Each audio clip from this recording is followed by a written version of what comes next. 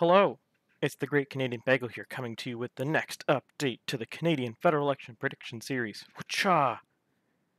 So, it's been 2 weeks since the last update, and we're coming today with this update for a couple reasons. One, seat totals changed. So, those of you who are hip on the politics will know Judy Wilson-Raybould has announced that she is not running for re-election again. So, I have had to kludgeon away into my model because I realized after this that it does not handle a party, or in this case, an independent, not running for re-election very well in that riding, like not contesting it. Or, as I also found out, recontesting or contesting a riding they previously did not contest, which is a problem with my model with People's Party in Newfoundland. I have no idea with People's Party in Newfoundland because my model cannot handle it, and I don't also have individual provincial data. Okay, I'm going to rephrase this. I have individual provincial data from Angus Reid, and I can project it from other polls, but that's not comfortable enough for me to want to put in, and also the entire model does not work if I do not have previous election data. That is a flaw. I don't think it's going to matter, but it is a flaw, and I will note that, and I'm working on a fix for that.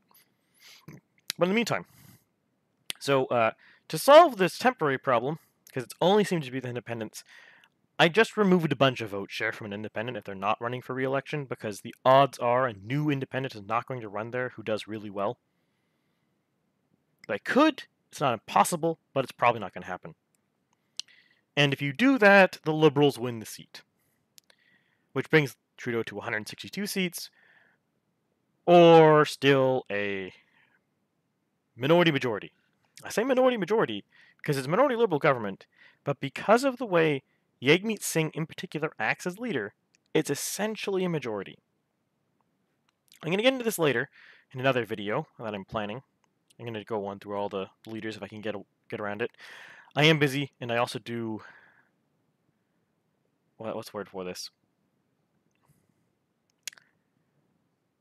Coming down and making really well-polished videos, which I'm trying to do, is new to me. So, you get these mostly stream of consciousness rants on a more regular basis. The rant's the wrong word. Stream of consciousness videos on a more regular basis. I'm going to try to do more polished videos. We're working on it. I want to do polished ones when I'm talking about the leaders, because I don't want to say things that are objectively wrong. I look silly. And I don't want to slander somebody by accident. If I'm calling them out for being crap, I want to be right on my calling them out for being crap. So, Yagmeet Singh, from what I can tell so far, as a parliamentarian, does not seem... Either, there's two options for this. Either he just agrees with what the Liberals are doing, in which case the NDP aren't their own different party, or he doesn't actually understand how his job, what he's supposed to be doing as a party leader, and he's just making TikTok videos for his TikTok fans, which... Honestly, I don't know why he's doing that. I really doubt a lot of people who frequent TikTok for politicians are people who vote. Because newsflash, TikTok is mostly popular among, like, Gen Zers. And let's be real, most people in that age demographic are, I think the cutoff date is 25-year-olds, or 24-year-olds. A lot of those people aren't going to vote. So, courting them as a voting bloc is a questionable practice. But we will see. Maybe it turns out there's going to be an orange tide of the Utes. It's unlikely, but you never know. Probably not. So, in practice, the NDP are basically just the left wing of the Liberal Party, but they wanted to be their own thing. Now, there is reasons why Trudeau would want to have a full majority. It's safer. There's no room for non-confidence votes. It's very there's no room for the left wing to revolt. It's possible, but I don't think there's been... I don't know of a single time in Canadian history with the backbenchers non-commed their own prime minister. If it did happen, share below in the comments, because I want to read into that, because that sounds hilarious. But until I don't think that's happened anywhere in a Westminster system, so it's very unlikely to happen. If Trudeau the majority, so he's gonna want the majority, which is why he's probably going to be calling an election soon. Now, there's been a lot of talk on this. A lot of people speculating dates. My speculation, as I guess a pundit in this case, is the election date is probably going to be mid-October. But there's wiggle room for it to go earlier. I don't think it will go into November. I think the latest it will be is October 19th, and the reason for that is 2015, October 19th was the last election.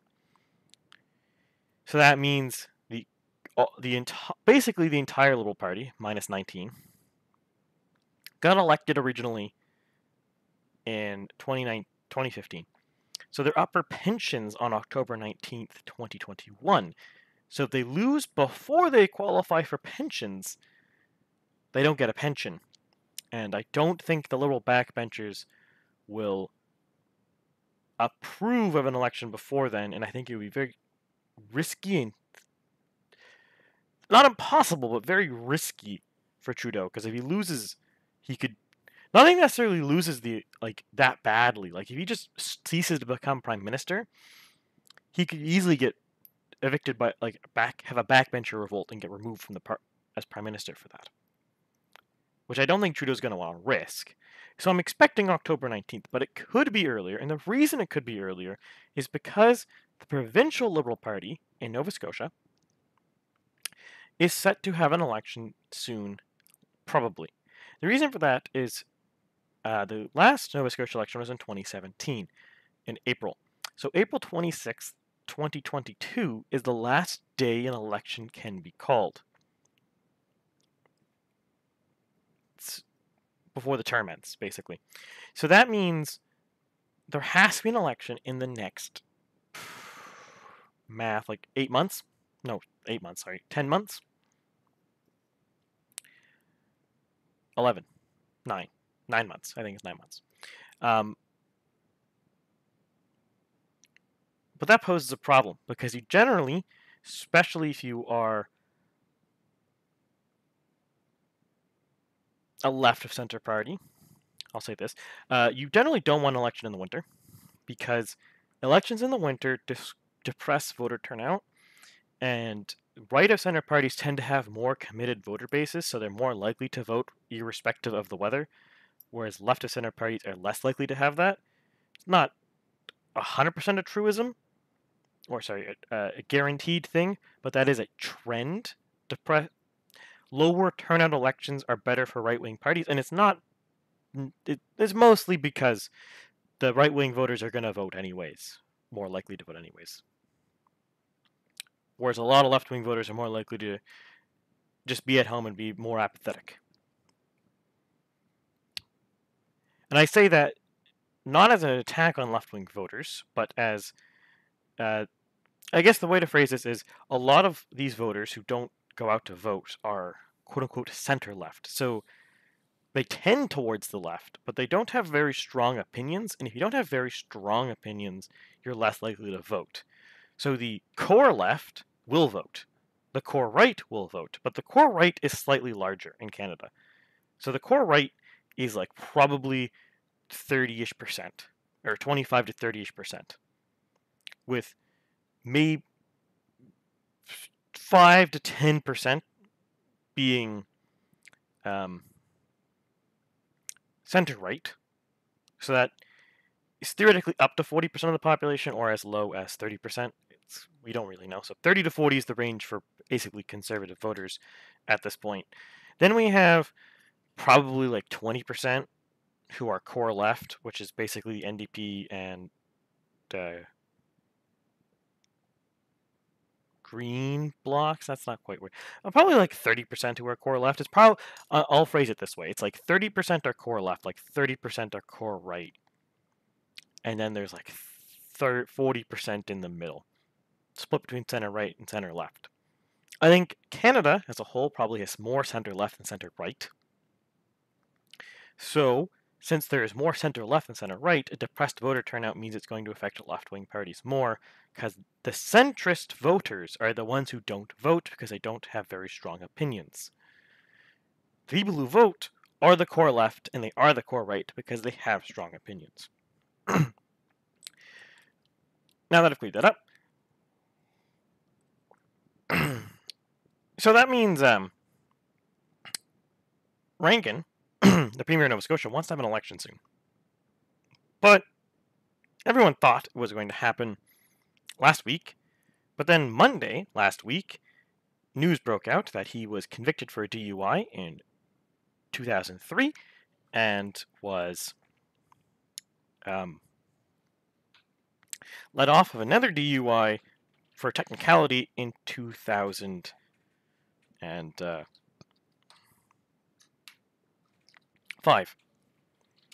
So that means, in that, because of the pretty big backlash from particularly center-left voters, or centrist voters, who were kind of appalled by this, because, let's be real, the thing that appalled the voters is not necessarily the conviction, but the way he handled it. I don't want to get into too much details because this is not a provincial channel, sorry, this video is not about the province of Nova Scotia, but it caused a big backlash, so it's definitely postponed the summer election, or the provincial election here.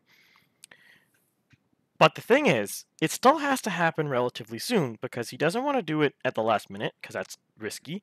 He doesn't want to do it in the winter, because that's risky. So he's going to want to do it relatively soon, probably when this blows over.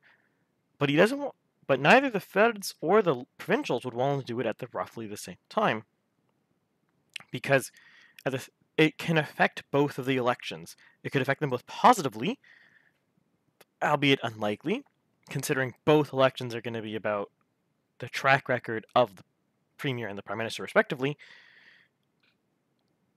So it could very well turn badly for them, and it could lead to a result where, let's say Nova Scotia, if Rankin has a bad campaign, or conversely, Tim Houston has a good campaign, it could lead to Trudeau getting hurt on the ballot box because of it.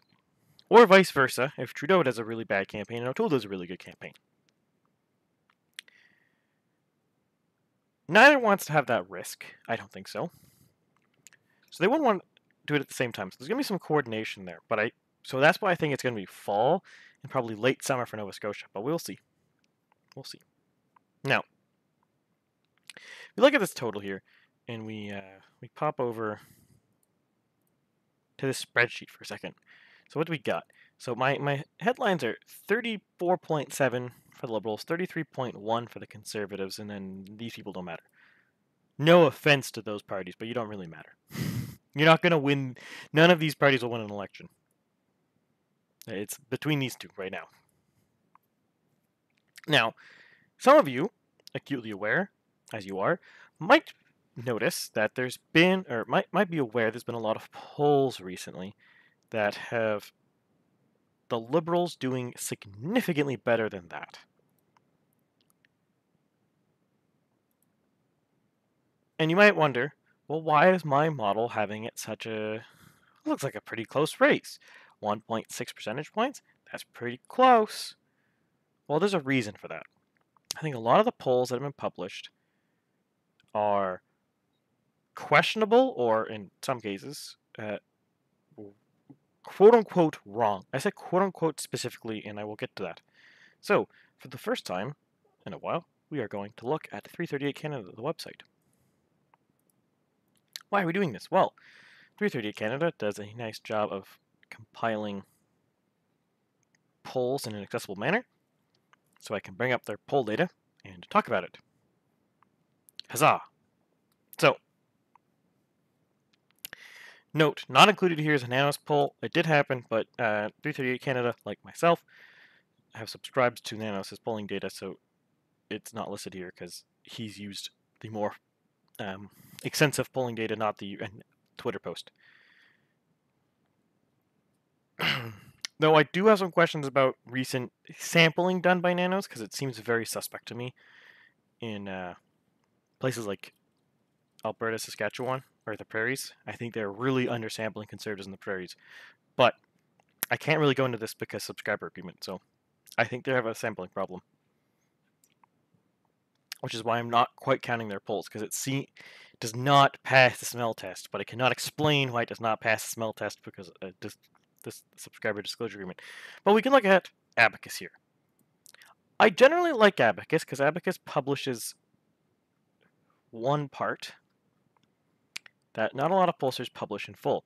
That is 2019 vote totals. The reason for this is previous voting history is a very strong indicator of future voting history. I.e., if 85% of Liberal voters in 2019 are going to vote Liberal again, that's a pretty strong indicator of how Liberal base is feeling. So I like this. I think these numbers themselves are fine. The 85, 4, 8, 1, 1, blah, blah, blah. That's fine, probably.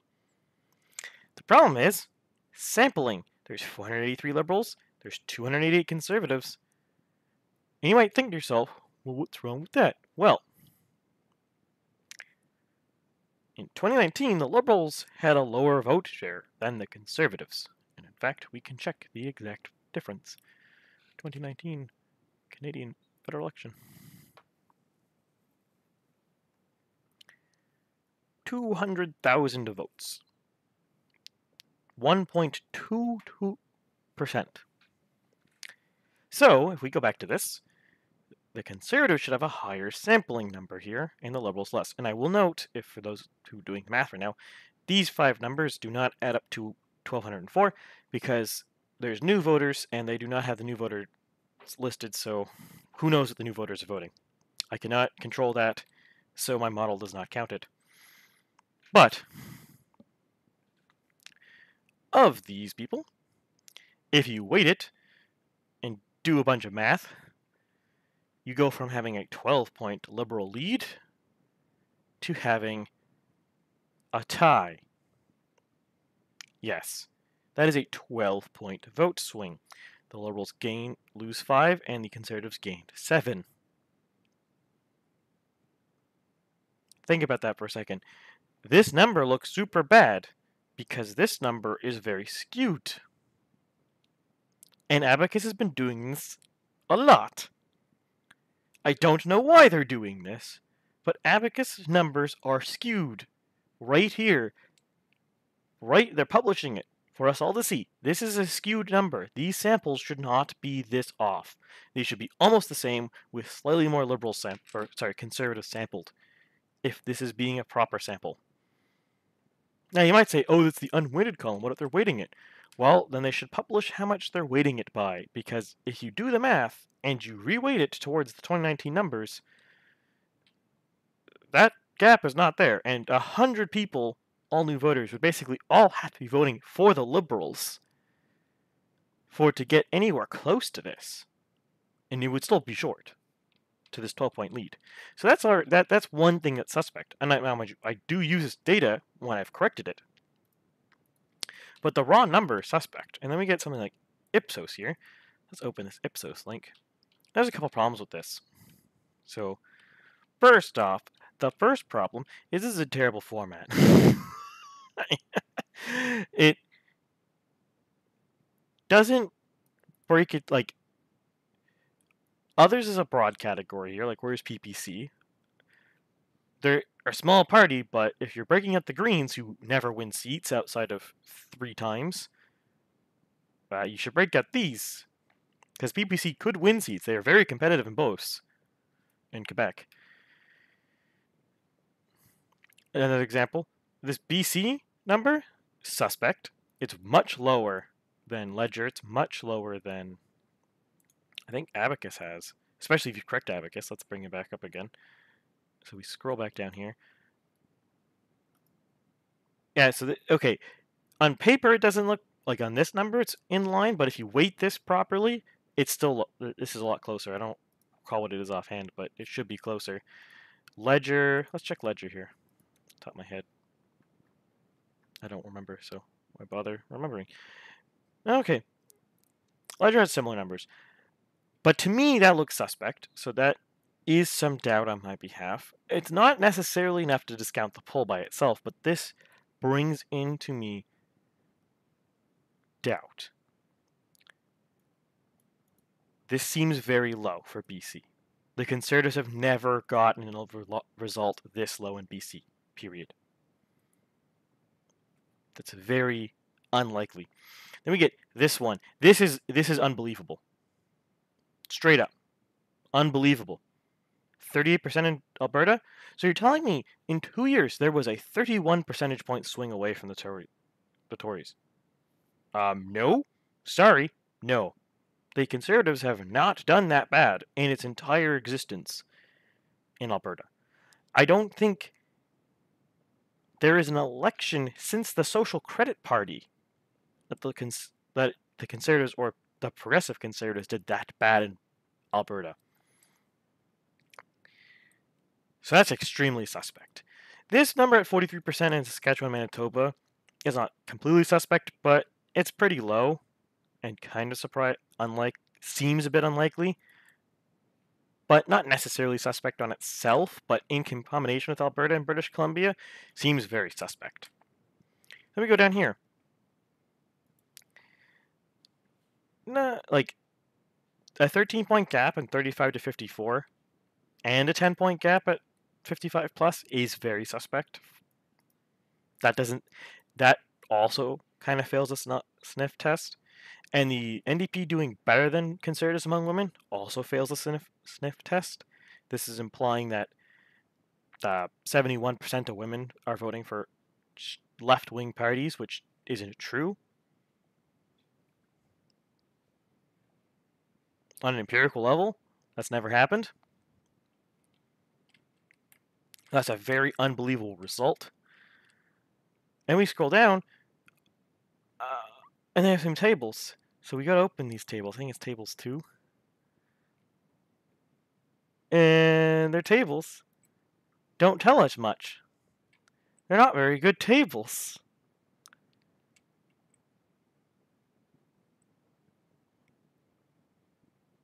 Like, you jumped all of these together. These are 3 distinct responses that you should treat differently when you're sorting stuff. Like,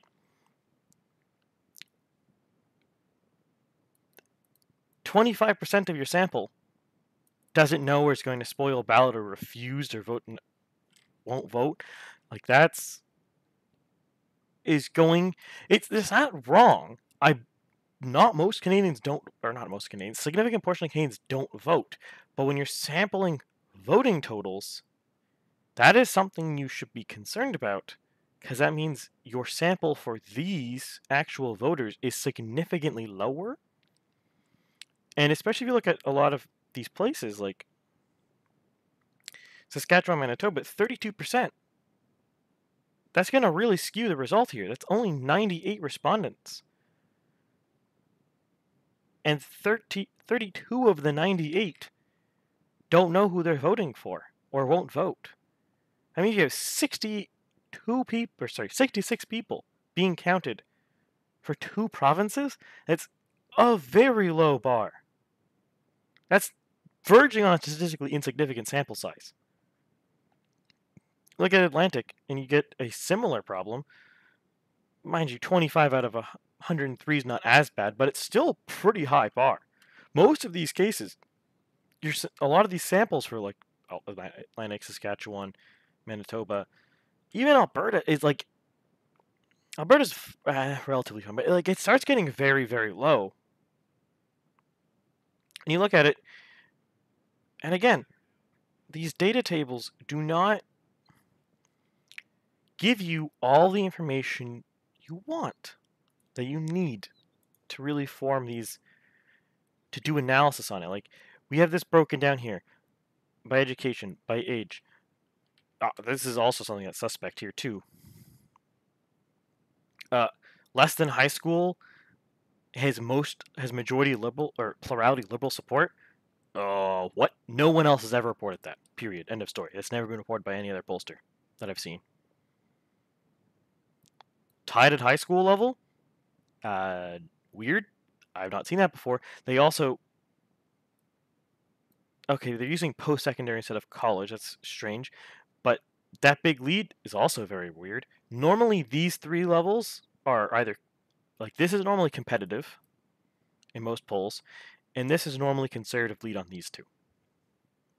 And the Liberals generally blow out university grads. So the fact that these are voting differently than what you would expect by default is quite hard to believe. And again, it's not one of these things. One of these things is fine. But I've pointed out many things now going through this Ipsos poll that make it seem very suspect. That cast doubt on it. I do not believe necessarily that Ipsos has faked this poll. In fact, I would say they probably didn't. The problem occurs in this poll is because of how it was conducted. This was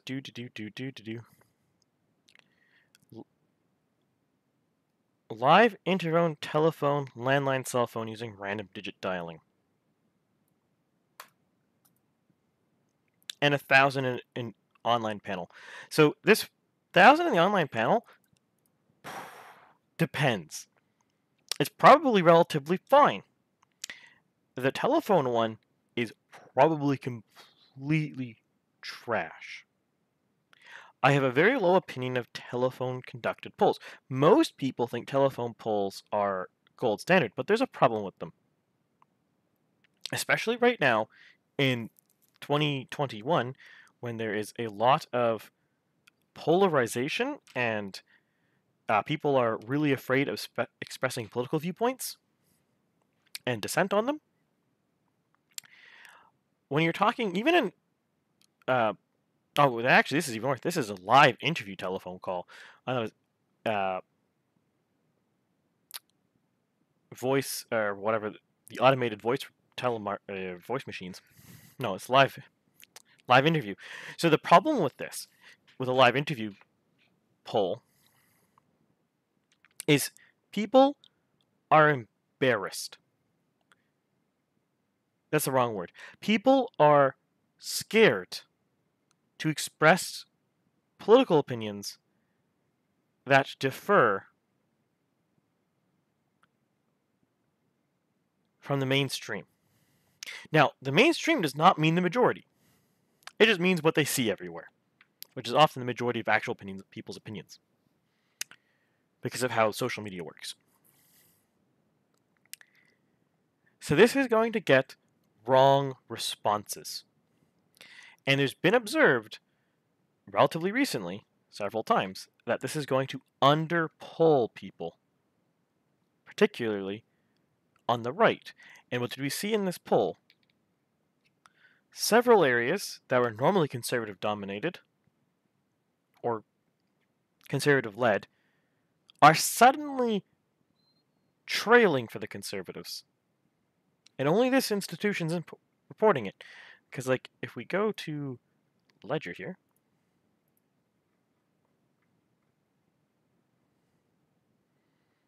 they're doing pretty fine with 55 plus. We go back to Ipsos, 11-point lead for the Liberals. What?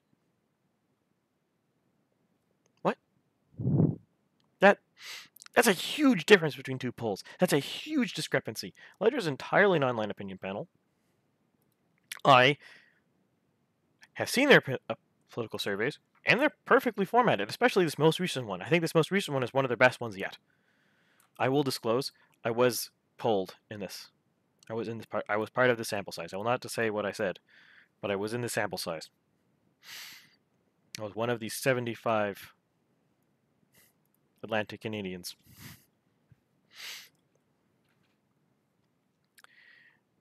Try to do the math on what you think my opinions are. Good luck. So what does this say? I think there is a systemic flaw in how this was conducted. I think this 500 sample of live interview telephone calls has put the entire poll into suspect, and if you look at how the results are, it seems very unlikely.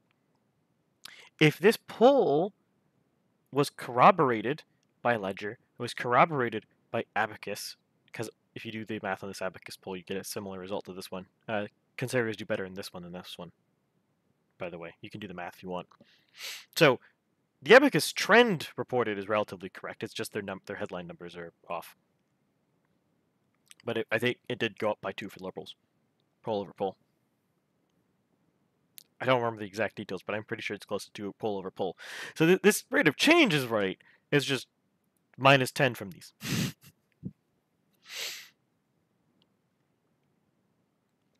So we have a Ledger poll, an Abacus poll, an Ipsos poll, an Abacus poll, a Ledger poll. These 4, the 2 Ledger and 2 Abacus polls, are within a reasonable distance of each other. And I looked at the data on all of them, and after correcting for Abacus, they look fine. This Ipsos poll suddenly pops out of nowhere, and it's like a 12-point lead for the Liberals. And you look at it, and it's like, oh, it's not like the Liberals are suddenly doing better in like Quebec and Ontario. No, they're doing amazing in the West. Out of nowhere. What? No. No. No. This Ipsos poll's wrong. It's 100% wrong. You can come up with many reasons why it could be wrong. Maybe they're fudging it. Maybe they're a bad sample. Maybe it's just a fluke. Who knows? I don't. I can't speak for it, but I don't believe it, and it's not included. So when you don't include this, this gets re-rated. This gets re-weighted. This one also got re-weighted. It's not as bad as these ones.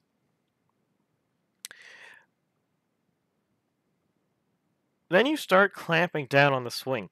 And if we even go back as far as this Main Street poll, I also didn't include this one. And the reason for this is entirely in these Quebec numbers and these Alberta numbers. This is wildly suspect at 36.6% support, 8% support for the Conservatives. What? I mean, at least it's in this case 10% as another party, which Exeter People's Party. Okay, but that's still extremely low. This Prairie number is extremely low. These Liberal numbers are really high in both of these, and same as the NDP numbers compared to 2019. And the Liberals are doing amazing in Quebec, and the Bloc is doing garbage. Literally, no one else is reporting the Bloc doing this bad. Not even close to this bad. So this makes me think the whole sampling is off. Because if I've had 5 provinces where the reported numbers seem weird, and if we actually go to deciding to vote, it's even worse looking. Like, if we have 4 provinces of 10 where collectively I think it's like 40% of or 30 or 40% of the population. Don't hold me on that. That's a concern. These BC numbers seem probably fine though. These Ontario numbers seem reasonable. This Atlantic number seems pretty unlikely. Particularly the Greens are doing a lot worse in this poll than other polls around June, early June. The Liberals are doing way better than most places are having Liberals do. So that's a bit suspect too. So maybe you could even say 8 provinces have kind of suspect results. Again, not saying Main Street's doing this wrong, but I think this case thing is actually just a fluky sample because most Main Street polls I don't think are that wrong. Whereas I don't include. I will say this: I don't include most Ipsos polls. Sometimes I do, but most of the time I don't because they, like in this case, are significantly different than all the polls that are in like a 2-week spread of them either side. Or, well, these are the same day, basically. These 3 are the same day, and this one is completely different than these 2. That's pretty suspect to me. Something's wrong with how they're doing their polling. Main Street, I think, just had a weird fluky one.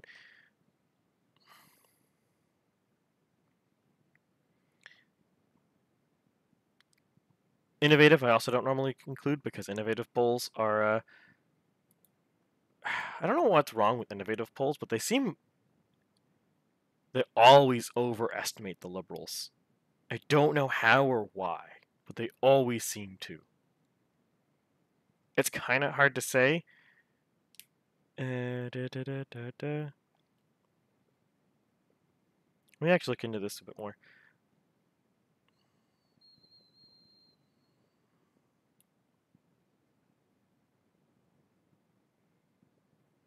Well, apparently this is suggesting that they are going to lose like almost 20% of their base to the Liberals and NDP in the prairies, which seems very unlikely. But again, I don't want to keep breaking down all these polls. I think you guys get the picture. This video is already getting a bit long-winded. But I think you get the idea here. So I think there's a bunch of problems with these polls, and I question their utility. So I'm not counting them. 338 Canada is, that's why he has different numbers than me. Maybe he is right, maybe I'm wrong. We'll see come the election day. I'm willing to stake my reputation on my numbers. I stuck it on the U.S. election on my numbers. And I'm sure there's probably some naysayers deciding to saw those videos and was like, you thought Trump was going to win and he lost. All I'm going to say to you, I have a video coming eventually again. I want to make it more polished than these videos. But I only have... I don't really know how to make a polished... I haven't made one polished video yet that I've liked, i.e. published. So I don't have a full detail of how I want to actually do a published video, or a polished video. So eventually it'll happen. But the TLDR of that is I think I did better than most pollsters in that election. But I'll get into that in that video. Now, let's just go over some trends here before I wrap off the video. So, PPC's flat, Block's completely flat. Liberals looks like they're flat. We exclude this outlier, they're pretty flat. Now, you may be like, wait, didn't you say a liberal vaccine bounce? And yes, I did. Liberals were going down before. Now they're flat. It's a bounce.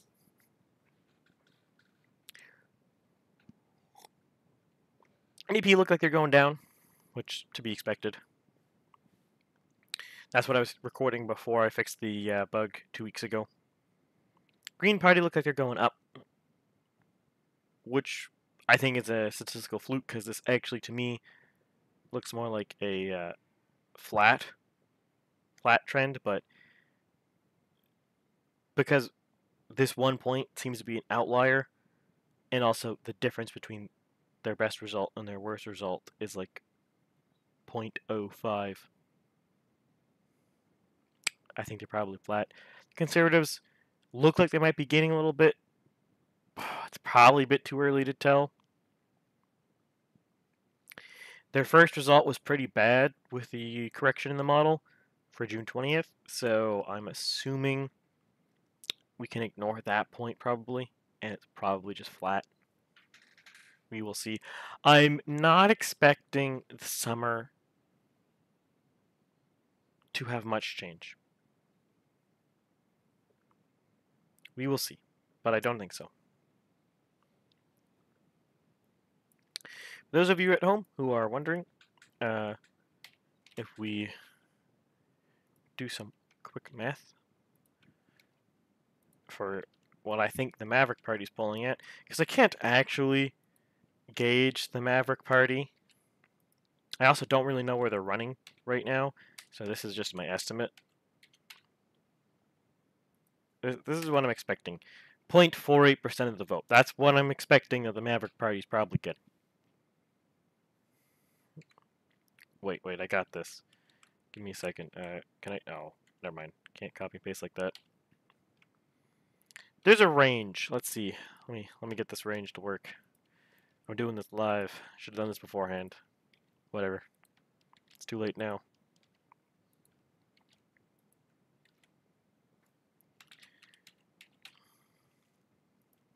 There.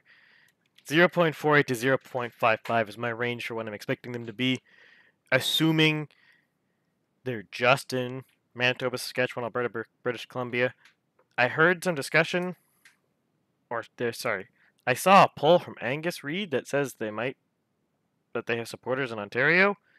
I don't know if they're going to actually run candidates in Ontario. They might. I can't imagine they're going to run west of or east of Ontario, or else it's not really a Western party that wants like Western issues and or possibly Western secession if it's not addressed. Who knows? But so we got so far. So I'm gonna wrap the video up there. So if you like the video, please like, share, subscribe below, comment if you thought this is too long or if I should break this up or if it's too randomly. I don't know. I do my best. Hope you all have a good day, and maybe we will see an election this fall.